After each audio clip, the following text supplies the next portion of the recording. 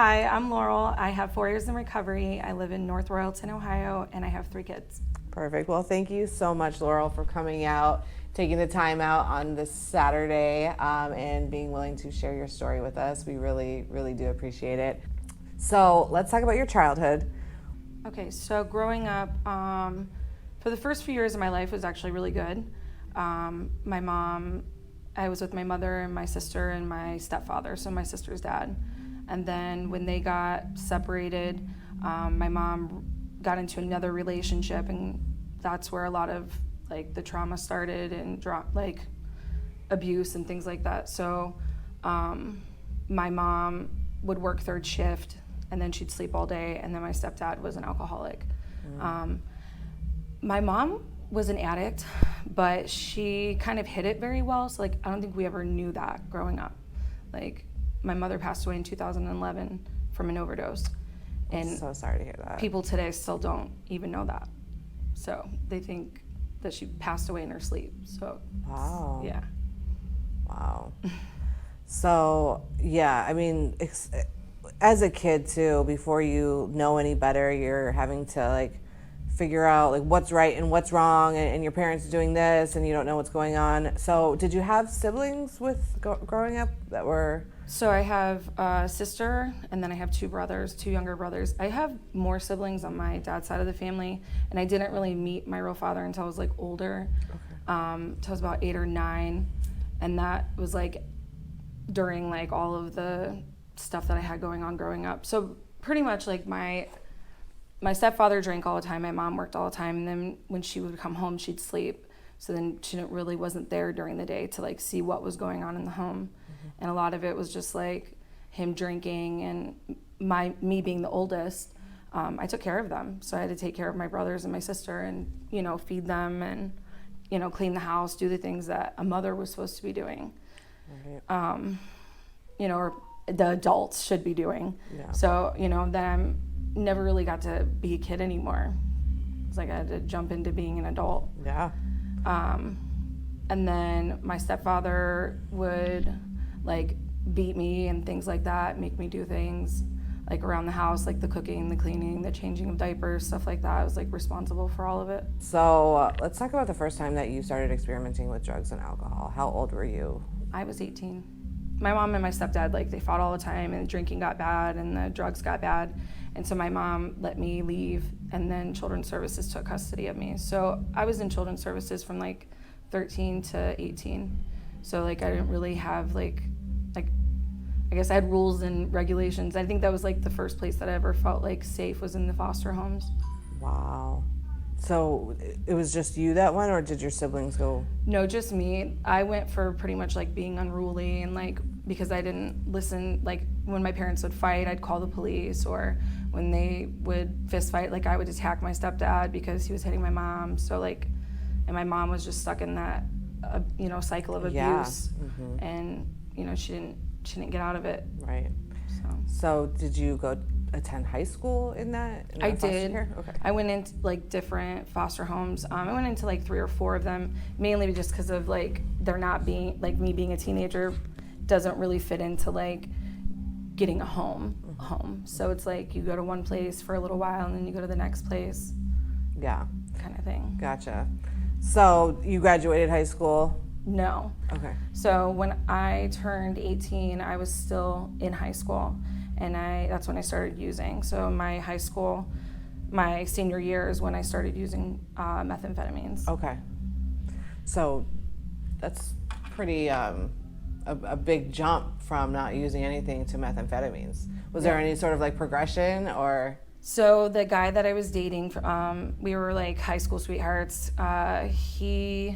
I've known him since I was like 13 or 14, and he used methamphetamines. And so when I was 18, like, because I thought, oh, I'm finally out of foster care, like I don't have all these rules and regulations, like we're gonna be a family and we're gonna do things right, totally different than how my family did it. So we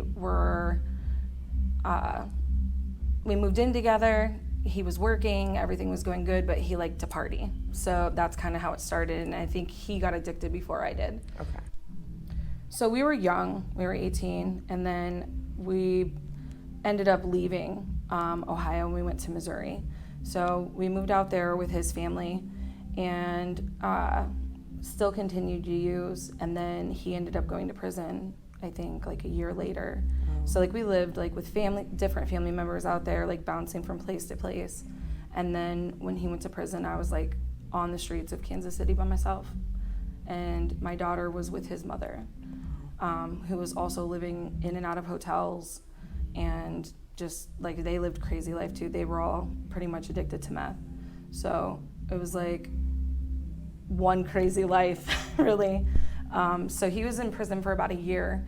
After he got out of prison, shortly after he passed away, so about 3 or 4 months later, he got out. He got into a car accident and passed away. So that was like really traumatic. About a month and a half later, I found out I was pregnant again, but it was with somebody else. And so I had another child. That child was born addicted. I lost custody of my kids in Kansas City for the first time. And I had to get clean and sober to get them back. So I did that. That was the first time I ever got sober. Like, I never went to treatment. I didn't do any of that. I pretty much like faked it all the way through. But I didn't want to use again. I didn't want to use meth again, but I didn't know like that being sober meant like abstinence from everything. Right. So it was just like, still after I got my kids back and did everything that I was supposed to, I still smoked weed, I still drank, I still went out. And so I just didn't think there was anything wrong with that at the time. And then I moved back to Ohio with my mom. I stayed with her for a little while. I got my own place. Were your kids with you at this time? Mm-hmm. Okay. Yeah, I completed their program out there. I did everything they asked, and I got custody back of both my girls. It was long. It was a long process. It was about a year process, but I did it. And then I moved back to Ohio. I lived with my mom for a little while, and then I got my own place, and I moved in with this guy. Like, I was gonna try and get my GED. I was gonna go back to cosmetology school. I was like gonna get my life together, and then I met this guy. So he had a little girl who her mother had just passed away, and I had my oldest daughter who her father had passed away, and it was like I felt like everything was like meant to be. Like, oh, we have this perfect, connection, and our kids, they can relate. My daughters need a father, your daughter needs a mother. Right. And so we were together for about 4.5, maybe 5 years. During that time, we started using he used pills from the get-go. So another relationship that I got in that even though I wasn't using right away, it was like, I started into it. Right. My mom and I used pills together and with him. And then in 2011, my mom overdosed and died in her sleep. My whole life, I couldn't understand why my mom stayed with the man who abused her kids and, abused her family and her. And it was as an adult, she would tell me things like being in that relationship with this guy who was using, he was abusive as well. And she would just say things like, every guy's an asshole. You just got to figure out which one you want to be with. And today I know that's not true. Right. But as a kid, even a young adult, you want to believe what your parents say is the truth. Yeah.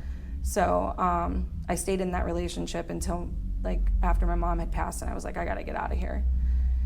So we ended up, I was trying to get away from him and didn't work. Wow. We ended up getting a house together and moving in. And shortly after we moved in is when he brought meth home for the first time. And so I started using again. And then I think it was about 2 or 3 months into that is when I started shooting up for the first time. Wow. And my life totally spiraled out of control from there. So did you have your girls with you at that time? Mm-hmm. Okay, so was there any legal consequences that was happening at this time, or was it just Not yet. Not yet. Okay. Okay. Not yet. So you're in a relationship with this guy. You guys move in together. Now he's bringing meth home. Now you're doing that. So I guess from there, what happened? Because this is just very interesting. The progression is very interesting, how it works and how we can trick ourselves, and then, you know what I mean? It's just like, and then it happens. And then, yeah, So our relationship was very toxic. It was very abusive. We fought all the time. And then when we started using it, it got worse. So I took my kids to my friend's mother's house, who's a close friend of mine, like who I grew up with, and was like, look, I don't want to lose custody of my kids, like, but like they can't be in my house right now. Like we were fighting so bad that it was like fist fighting, breaking things. Like our house was destroyed. Like I remember her son actually telling me one day, he came in and I had just started using again. And he's like, Laurel, he's like, this is a nice house. He's like, you got a lot of nice stuff. He's like, you see those pictures on the wall over there? And I was like, yeah. And he's like, and it was like my kids. It was the 3 pictures of my kids. He's like, they look good up there right now. He's like, you wait. He's like, you keep doing this stuff. He's like, and he's like, it's not gonna look so nice. And I'm like, I look back on that. I'm like, wow, like it gives me goosebumps even thinking about it, because he was right, you know. So it didn't take very long until I took my kids to that guy's mom's house, and I was like, hey, listen, you know, like I can't keep my kids right now. Like my house is crazy, and she went and filed for custody of my kids because she's like, I gotta keep these kids safe.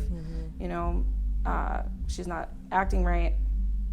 And I wouldn't go to treatment. Like I was like stuck in this cycle of like, I needed to get everything out of my house. I needed to like save my life, or like, I don't know, meth makes you think so crazy. Like you're thinking like, oh, tomorrow I'm gonna stop, and tomorrow I just gotta get everything out of here. I just have to do this, I just have to do that. And tomorrow never comes. Then I ended up going with a friend, and I broke into somebody's house with her, and we stole this lady's stuff that she worked for, and I ended up going to prison for 3 years for burglary. Wow. Yeah. I didn't see that coming. I'm just gonna say.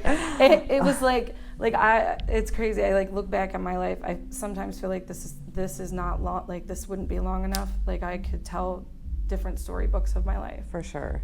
My children ended up going with my aunt and uncle. The state of Ohio severed my rights, so they terminated my rights of my 2 oldest children. My aunt and uncle adopted them and told me that, you know, pretty much I wasn't their mother anymore, which that was really tough. Oh, yeah. So I think being in prison, I just had like a lot of time to think. I remember like laying in bed at night just thinking like, how did this happen? I don't think, like I went to prison, I took cosmetology there. Like I tried to keep, you know, to myself and do what I needed to do. Just like when I got out, I could change. But even like in the back of my mind, it was always there, like that I wanted to get high still. Oh, okay. Yeah. So what happened after prison then? So I came home from prison. I went to a halfway house. I didn't have anything, like literally I had like the sweatpants and the shoes that I had from prison. So I went to a halfway house. While I was there, I stayed sober for a little while, and I started like going to church, and, you know, I've always believed in God, so it wasn't that I didn't, you know, believe in God or anything like that, but I didn't really have like, I don't know, like I just didn't like believe that he was gonna like save everything, if that makes sense. Yeah, it makes sense. And so I started going to church and stuff, and then I ended up taking this program while I was there. It's called Towards Employment in Cleveland. And so while I was there, they taught me how to do like a resume, a cover letter, things like that I'd never done before. And I started working with them. I worked at their bakery for a little bit, and then I went and used on my first paycheck. So I went and got drugs, and then I went to a friend of mine's house. It was actually the house that I was in before I went to prison. It was like the same place. And I was like in her basement. I was like getting ready to get a shower, and I like remember taking the dope like out of my bra and putting it on like the ledge. And I remember like I hadn't picked up a needle at that point. Like I was just like snorting it. And I think I'd been using for about a week. And I remember like crying, and I cried out to God. I was like, God, just, I can't do this. Like I wanted to go and get a needle and go get high. Like that's what I was like, I can't do this. Like I want to be there for my kids. I want to do the right thing, but like I'm messed up, and I don't know why. And I don't know what to do. And so I Like, I remember crying and like being so upset, and then just putting my clothes on, getting dressed, and going back to the halfway house. And sometimes God works in like mysterious ways, because I walked into the halfway house and I got caught with it. Wow. Yeah. Yeah, he does. Yeah.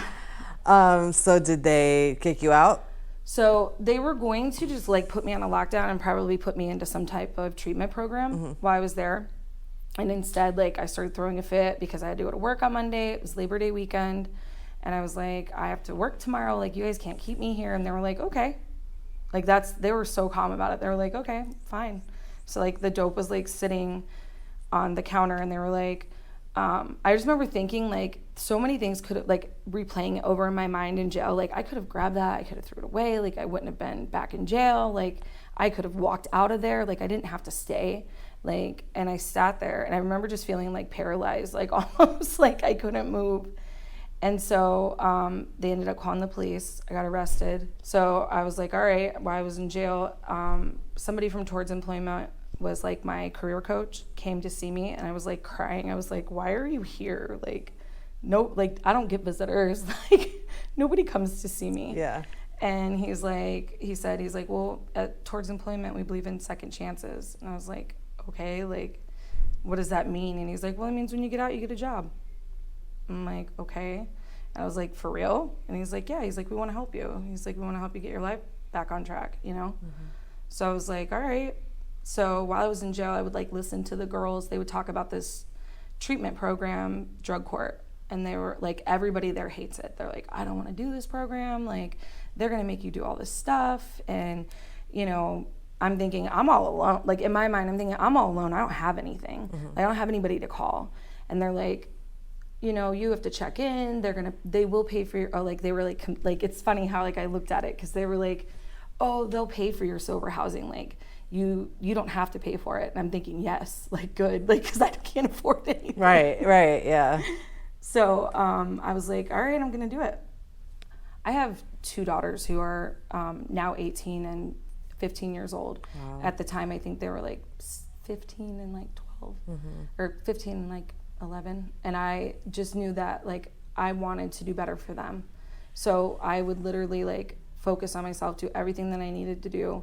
I started going to meetings. I got a job. I worked. I rode the bus. I didn't drive when I wasn't supposed to. I didn't buy a car until I was allowed to. I mean, I really tried to do things the right way. So, and the more that I did things the right way, the more things just kind of like fell into my lap and fell into place. Like, I had charges in Andover, Ohio for, I think it was like paraphernalia and driving without a license. And I could have ended up still serving time for that, or having to pay a huge fine. When they found out that I was like doing this drug court program, and that, you know, I explained to them my situation and that I wanted to be able to drive to see my kids who lived in Pennsylvania, they threw that stuff out. Like, so doors started opening for me while I was in treatment that I didn't even know, like, you weren't even expecting. Yeah. Right. And it was like, the more that I did the next right thing, like, I ended up going from just working at the bakery to like managing the bakery. When the bakery closed, Towards Employment offered me a job at like their front desk. So, I mean, I went from making, you know, $8, $10 an hour to working salary and having a good job. Something I never even like held a job for very long before. So it was like, I found a purpose in my life. And it was like, the more that things started to go good for me, I started to realize that I couldn't live the way that I used to. Like, you can't steal to get by. Can't, even if you're stealing from the Walmart, like, you can't do that, because it's like karma. It like all comes around. What goes around comes around.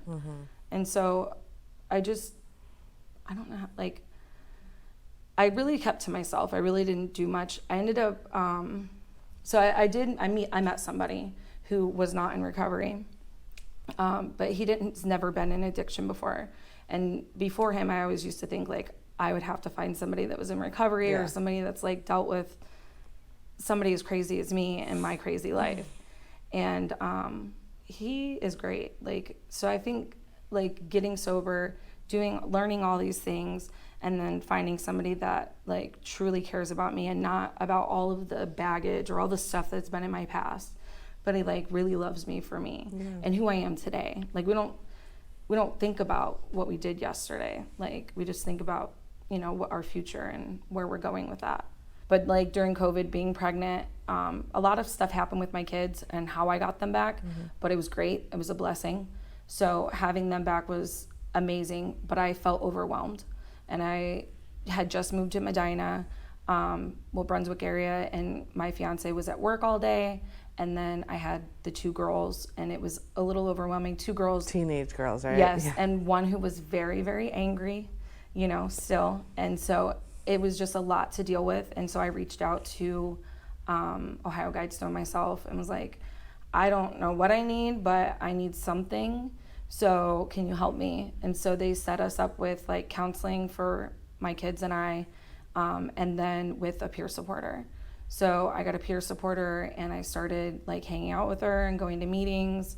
And it was like, I don't know how it all happened. Like it just happened so quick because peer support's like 2 weeks to get your peer support license, and then take like a bunch of these classes. And I did that. And then all of a sudden this door opened up for me at Hope Recovery. Actually my peer supporter like called Stephanie and was like, hey, I've got this, you know, this girl, she just got her license, and, you know, and the position that I have with Hope Recovery is called the Ohio START program with Jobs and Family Services. So I actually work with parents who have lost custody of their children or potentially about to lose custody of their kids. So I'm like I'd say like the link between them and the caseworker, and I get to help them, like, you know, if they need to go places or do things or resources or somebody to talk to, you know, who understands. Yeah. I was gonna say, like, that probably is like one of the best positions for you. I mean, especially considering like your childhood. Do you have anything planned for the future? Are you just taking it day by day at this point? I did get to go on my first vacation like 2 years ago ever. And so we went to Destin, Florida. That was beautiful. And we got to go again this year. Which I think that was like the highlight of my year. Like, I love it going down there, like just being able to like see my kids play in the water and like not have any worries or anything. Like that's like the best feeling. And that's what's so cool about recovery and having that freedom to do those kinds of things. Soon you're gonna just be able to like travel. You're gonna have that little taste of traveling. You're just gonna go crazy with it now. Watch. Yeah. That's so cool though. Well, thank you so much, Laurel, for taking the time out of your day today to come out and share your story. It helped me a lot. I'm sure it's going to help somebody else. I think that, you know, overcoming what you have come through and to be this beautiful woman sitting before me, like, that is such an amazing miracle. Like, that is so cool, and that's what recovery is all about. So thank you so much for coming out.